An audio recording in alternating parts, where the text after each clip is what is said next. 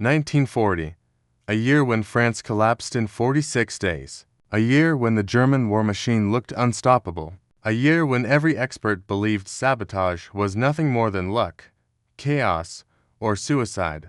But somewhere in occupied Paris, inside a dim upstairs apartment lit only by a single candle, a quiet French engineer opened his notebook and drew a sketch so unbelievable, so impossibly clever, so dangerously precise, that it would terrify the Gestapo, cripple German logistics across an entire continent, and secretly help shape the outcome of D-Day. He wasn't a soldier. He wasn't trained by spies. He wasn't even young enough to fight. But what he created, hidden inside something as ordinary as a cigarette, was a weapon far more powerful than dynamite, because it brought mathematics into sabotage, it brought timing into chaos, it brought science into resistance. His name was Étienne Vallier, a forgotten engineer the world overlooked. But the device he invented, the V-fuse, turned ordinary civilians into precision saboteurs and helped paralyze the German war machine from the inside out. If you think you know how World War II was won, you've never heard this story. This is Shadow of War, where forgotten legends rise again. France falls. But one man refused in 1940. German tanks roll through France like fire tearing through dry grass. Cities surrender overnight. Factories are seized. Rail lines, France's arteries are taken under German control. As Parisians flee in panic, one thin, quiet man stands still and watches the Eiffel Tower disappear behind marching boots. Étienne Vallier, 47 years old, engineer, inventor, unknown, unremarkable, invisible, but inside his mind, a plan begins forming. He whispers to himself, machines can be defeated by better machines. He doesn't run. He doesn't hide. He doesn't join the army. He does something far more dangerous. He decides to fight the occupation alone, with science. The birth of an idea. The early French resistance is brave, but sloppy. Explosives detonate too early. Fuses fail in rain. Time devices are wildly inaccurate. Saboteurs are caught while planting charges. Étienne studies the failures. He dismantles broken fuses, sketches alternatives, writes long formulas by candlelight. He notices patterns: humidity, oxygen exposure, thermal expansion of metal, combustion delay variances, air pressure fluctuations. Writes a single sentence again and again. Sabotage must be scientific. And from this obsession, he invents something the world has never seen: a detonator the size of a cigarette, precise to the minute, invisible to the eye, reliable under rain, snow, or mud. He calls it the V-fuse. First field test midnight. A German supply train rumbling toward Lyon. Étienne kneels beside the rail. He places a small block of plastique under the steel. Then, with nervous fingers, he inserts the V-fuse. Disguised perfectly as a cigarette, he lights a real cigarette, pretends to smoke, drops the fake cigarette onto the tracks exactly as a tired smoker might. He walks away, heart pounding. Behind him, the fuse activates instantly, triggered by its first breath of oxygen. 45 seconds. A click, a flash. The explosion bends the track like soft rubber. Étienne doesn't cheer. He only whispers, perfect, because he knows. War just changed. Sabotage becomes a science. News spreads across the resistance. There is a new tool, a tool that never fails. Within weeks, Vallier creates multiple variants.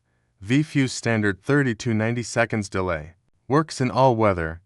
V-fuse rail engineered to snap rails at maximum stress points. V-fuse hydro functions underwater for docks and fuel tanks. V-fuse silent, no flame, no smoke, undetectable to German patrols.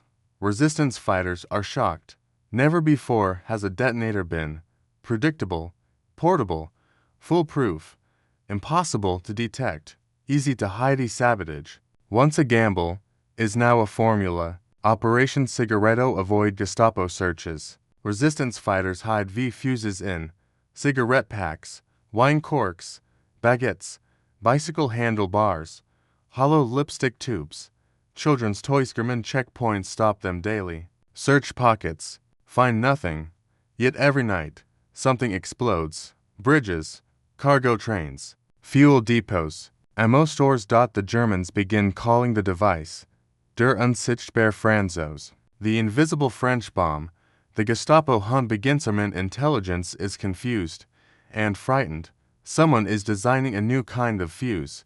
They interrogate resistance members. They raid workshops. They examine debris. But the V-fuse burns itself out completely, leaving no trace and no clues. The Gestapo writes a report to Berlin. We are fighting an engineer. Identity unknown.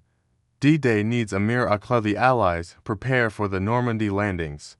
Their greatest fear. German reinforcements arriving by rail faster than the Allies can secure the beaches. They need timed explosions at the exact hour of invasion. Not earlier, not later. Vallier begins working on the most advanced version yet. The V-fuse 60 time to exactly 60 minutes. With a tolerance of plus or minus 10 seconds under any conditions. Other nations can't make a fuse this precise even in a lab. Vallier makes thousands in a basement.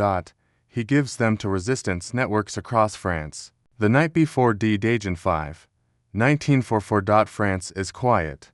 To quiet. German trains roll through the night. Patrols march under dim street lamps, but hidden in the shadows.